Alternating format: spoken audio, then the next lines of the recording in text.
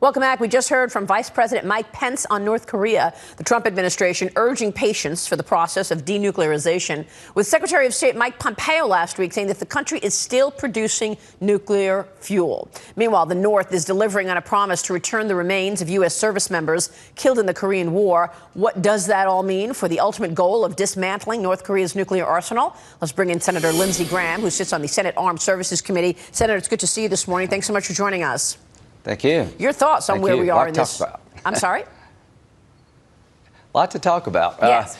North Korea, my thoughts. I think the only reason that we're moving forward with North Korea is that President Trump convinced China and North Korea he was serious about them giving up their nuclear program. And in return, they'll have security and prosperity. Having the remains returned to the United States is much appreciated by the families in the country as a whole. But we're looking for complete, irreversible, verifiable denuclearization. I fear that North Korea and China are trying to run the clock out. China has pulled North Korea back because we're in a trade dispute with China. So if I were President Trump, I'd keep the pressure on. I'd be willing to walk away. And the only way you're going to get a deal that really matters is to convince China and North Korea we'll use the military option to stop their nuclear program if we have to. And do you think that the North believes that now, or has it been emboldened by new strength coming from China? I think China is undercutting President Trump when it comes to North Korea. But I think North Korea believes that President Trump will not allow them to develop a capability to hit the American homeland with a nuclear weapon. He has set his policy in stone: complete, verifiable, irreversible denuclearization. Iran is watching. Russia is watching. The only way we'll get there is to put a deadline on this. President Trump said he wanted this to happen in his first term. I see the timeline slipping. That worries me.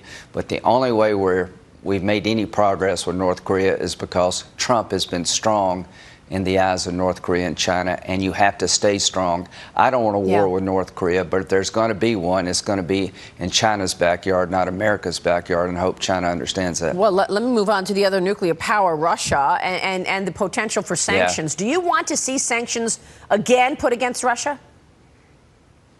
100%. I will give President Trump credit for being tougher on Russia than Obama. That is without a doubt clear. You know, arming the Ukraine, expelling diplomats, imposing sanctions tougher than Obama did. But it's not working, Maria. They're still trying to interfere in our election. This week was good news for me in two ways. The president met with the National Security Council Friday, ordering them to harden our electoral infrastructure against Russia and other actors for the 2018 election. That's presidential leadership I've been looking for. I've talked to the Homeland Security folks. I've talked to everybody in the government. I think a good package is coming out of this administration to protect the 2018 election. Pompeo told Menendez that he would work with myself and Senator Menendez and other groups to put new sanctions on the table for Russia.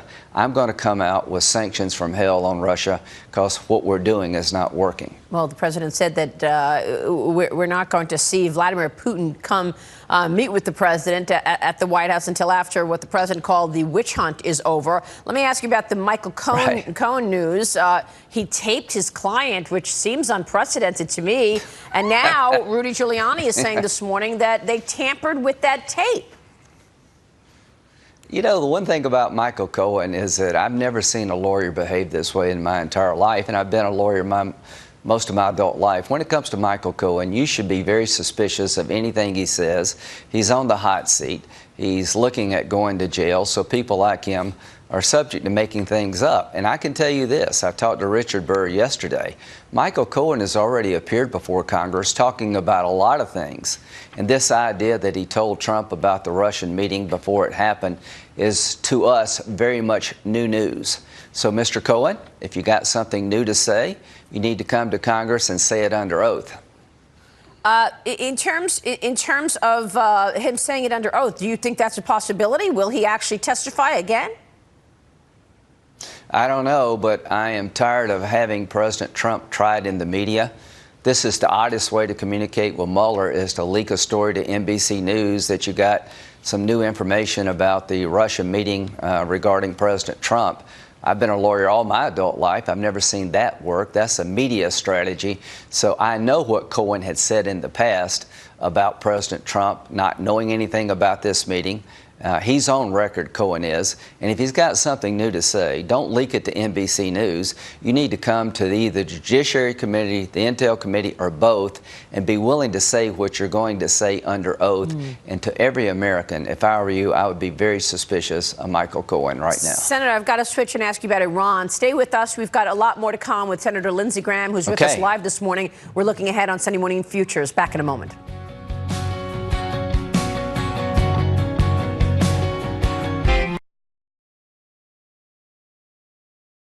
Welcome back. We are back now with Senator Lindsey Graham, a member of the Senate Armed Services and Judiciary Committees. Senator, it seems like the Trump administration is quietly pushing ahead with a bid to create a new security and political alliance with the Middle East to go against Iran. Yes. Give us the latest in terms of your viewpoints of Iran, where we're seeing more provocations against this president. Yeah.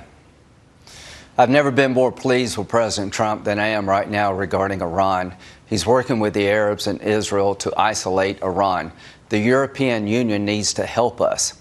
Instead of doing business with the Ayatollah, who's a religious Nazi, who's dismembering the Mideast, who wants a nuclear weapon and will use it one day, our European friends should join with the United States to break the back of this regime.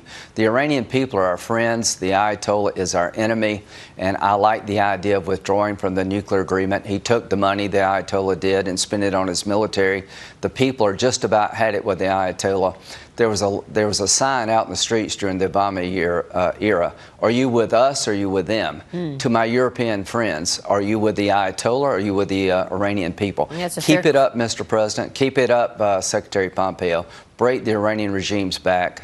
Regime change is coming to Iran. It's a fair question. And then there's China. The president had a good meeting with the EU, apparently. Do you think this strengthens the unity of Europe and the U.S. together to go up against China's bad behavior? That's the only way you'll bring about change. The WTO doesn't work when it comes to China. The European Union, Japan, all these nations are being affected by unfair Chinese trade practices. Here's how this movie ends. Get a deal with Europe. They heavily subsidize Airbus, and that hurts Boeing. They have a 10% tariff on cars coming into Europe made in America.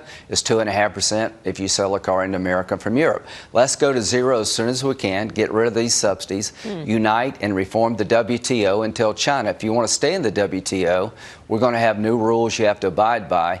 Either kick them out or we get out, one of the two, because the WTO is not working. He's been tough on China, that's for sure, and poking holes in that as well. Let me ask you real quick before you go, Senator, do you have the votes to confirm Brett Kavanaugh to the Supreme Court? You just heard the vice president tell me he's expecting a confirmation before the midterms. There's a lot of doubt in this world when it comes to Brett Kavanaugh. I have zero doubt he's going to be on the Supreme Court before the end of October. He's highly qualified, well-deserving. We're going to break the back of every Democratic effort to stop this good man from being on the Supreme Court. The president could not have chosen better. He's going to get confirmed with Democratic votes. All right. Well, we'll see if one of those votes is Donnelly or Manchin, which, of course, he's going to be meeting with next week. Good to see you, sir. Thanks, both. Thanks so much. We will see you soon, Senator. Senator Lindsey Graham. House Republicans are